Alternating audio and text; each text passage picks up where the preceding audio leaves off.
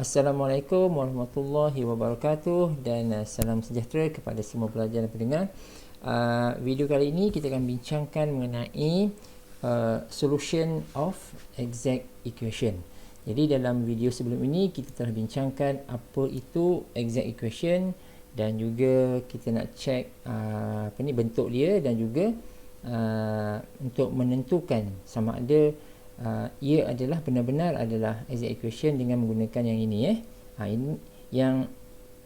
ini yang saya terangkan tadi ini adalah pada video yang sebelum ni. Baik.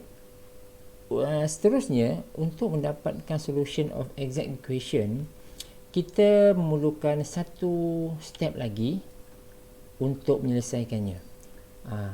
Right? Cuma saya perlu ingatkan, apabila kita nak menyambung, kita nak meneruskan langkah seterusnya bagi mendapatkan solution of exact equation, yang ini still kena ingat ya.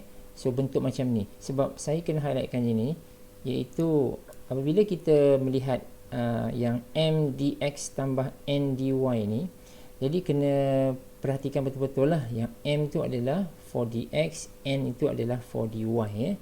So nanti saya khawatir nanti kita akan jumble up tau, akan terbalik nanti bila kita nak menyelesaikan exact equation ni kemudian.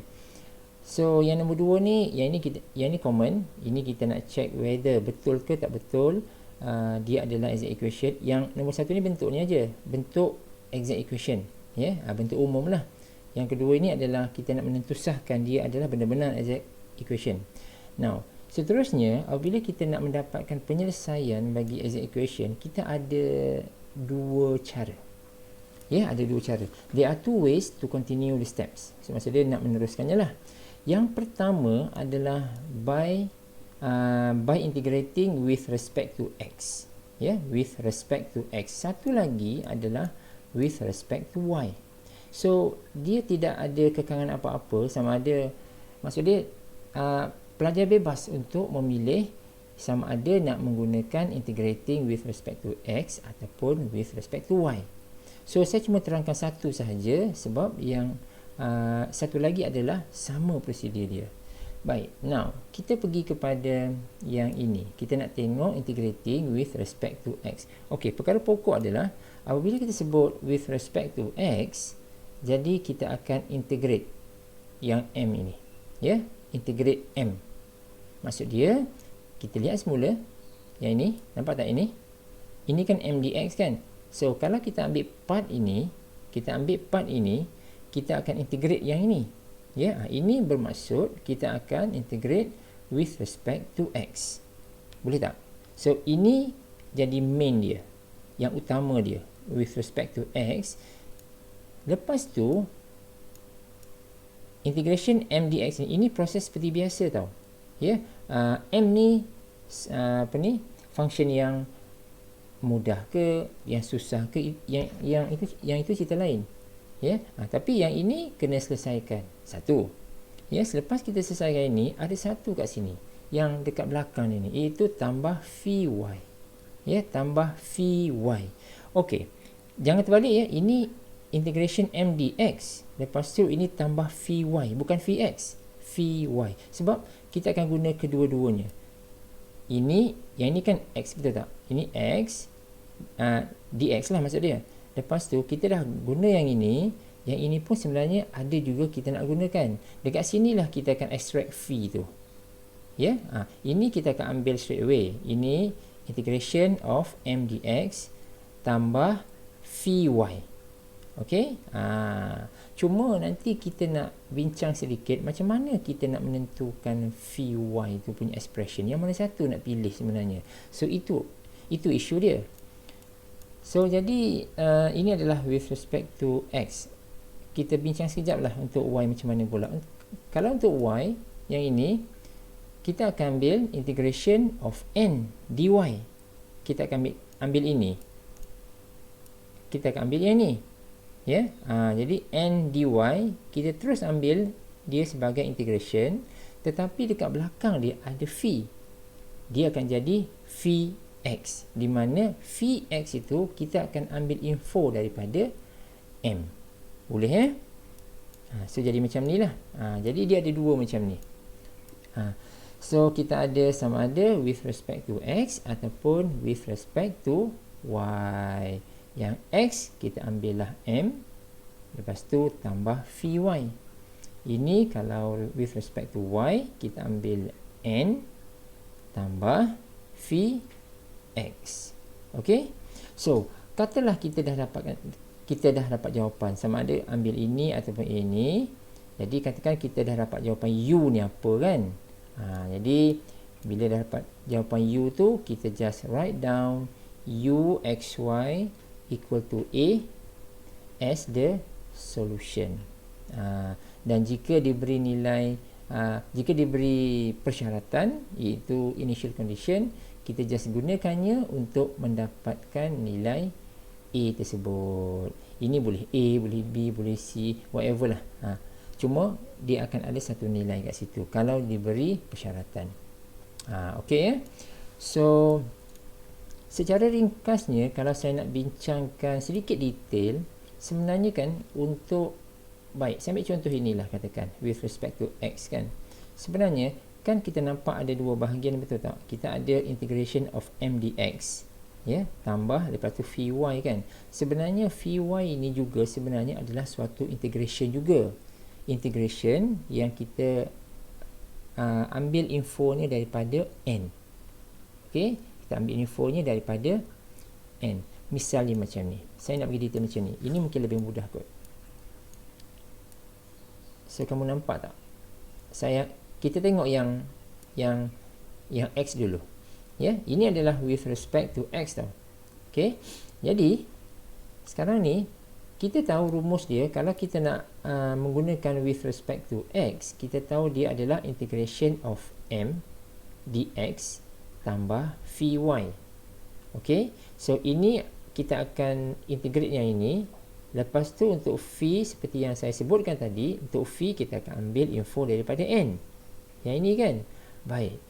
Info daripada n tu, saya tulis macam ni je. Phi y ni adalah integration ungkapan n. Ya, ungkapan n. Kita akan pilih semua beberapa ungkapan yang tertentu daripada n. Mungkin semua kita pilih, mungkin tidak. Jadi apakah bentuk apakah elemen yang kita nak ambil daripada n tu. Jadi sebenarnya nama pun dia phi y, jadi kita hanya akan pilih daripada n itu yang ada y sahaja dan juga yang ada pemala sahaja. Pemala tu bermaksud nombor. Ya, any numbers lah, 1 ke 2 ke 10 ke, tak kisah.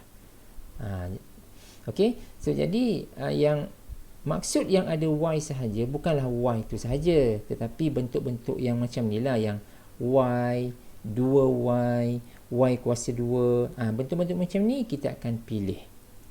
So kalau dalam n itu ada, katakan ada x, kita tak boleh pilih x tersebut. Ataupun kalau dalam ungkapan n tu kita ada xy, kita pun tak boleh pilih ungkapan tersebut. Faham tak? Okey. Nanti kita tengok contoh, kita mungkin lebih faham. Yang x pun sama juga, ya.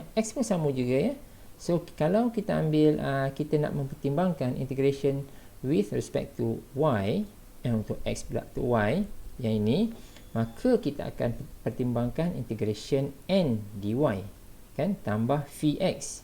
So phi ini sebenarnya adalah integration dari ungkapan m.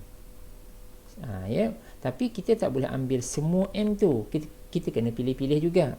Mungkin akhirnya kita mungkin akan pilih semua sekali kalau sesuai. Kalau tak sesuai, kita hanya pick the right yang betul sahaja.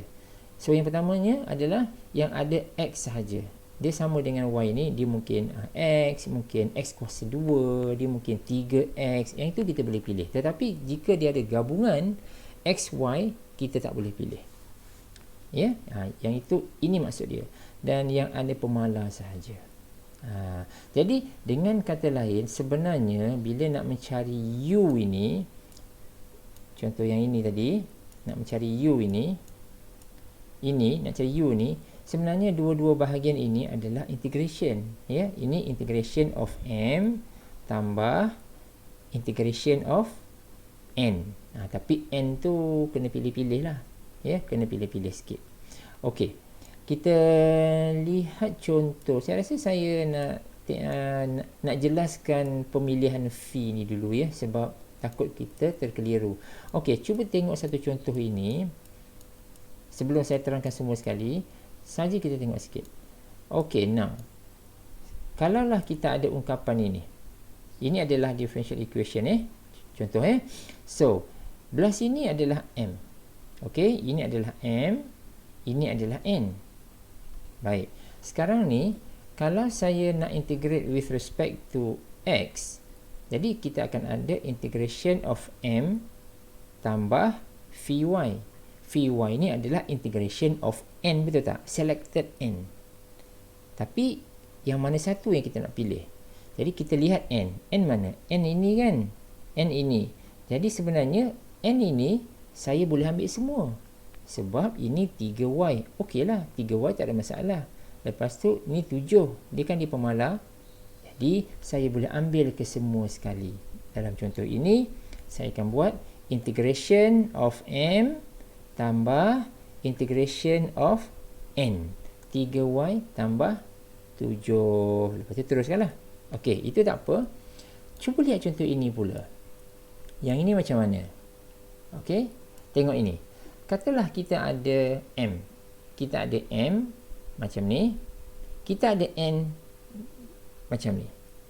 Sekarang, katalah saya nak memilih integrating with respect to X. Kalau with respect to X, maka kita akan buat macam ni kan. Integrating M dx, kita akan settle yang ini, tambah Vy. Tapi Vy itu adalah integrating of N. Selected N. Jadi kita tengok. Ini yang Y kan. So, cuba tengok N. Yang mana sesuai sebenarnya? Adakah semua sesuai? Tengok N. N kita macam ni. Ini N kita. Yang mana sesuai? Cuba lihat. Okey, kita start dengan ni. Negatif 3Y kuasa 2. Sesuai tak? Ya, sesuai. Ini sesuai. Dia dalam sebutan Y kan. Sebutan Y kuasa 2. Kita boleh terima lah yang tu. Ya, 3Y kuasa 2, kita boleh terima yang tu. Yang ini sesuai tak? 6XY. Yang ini tidak sesuai sebab dia ada X. Ya, ini tidak sesuai. Yang ini sesuai tak? Tak sesuai juga sebab dia definitely X. Ya, so tak boleh.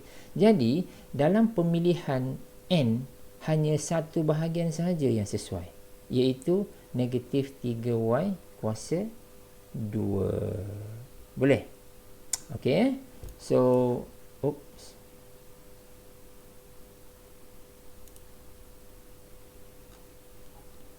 Jadi, dia akan jadi macam ni. Jadi, kita hanya sesuai, ambil yang ini sahaja. Sebenarnya, bila kita nak integrate tu, kita hanya integrate negatif 3Y kuasa 2 sahaja. Boleh So, itulah cara dia. So, jadi, maknanya, secara keseluruhan dia, we are going to buat macam mana? Akan buat integration of M, semua sekali M, tambah Vy. Vy ni kita kena integrate ni lah ya. Integrate negatif 3Y kuasa 2 ni lah. So, bila kita buat, kita dapat negatif Y cube kan. Masuk sini lah. Ini tak complete lah. Saya terangkan dia punya caranya je. Okay, now kita tengok satu contoh lengkap kat sini. Ini ni kita tengok tadi kan. Ini soalan dia. So, now kita ada 2x minus 1 dx, kita ada 3y plus 7 dy equal to 0. So, first thing yang kita kena buat adalah kena make sure lah. Kena make sure dia adalah exact equation. So, kita akan buat d dy m, akan buat d dx n. Dan di sini jawapannya, kedua-duanya adalah kosong. Jadi, dia sama, maka dia adalah exact equation. Satu. Yang kedua, kita akan buat, nak cari dia punya solution. Jadi kita akan integrating with respect to X. So kita akan come out dengan integration M dx plus Vy. Vy ni adalah integration of N sebenarnya.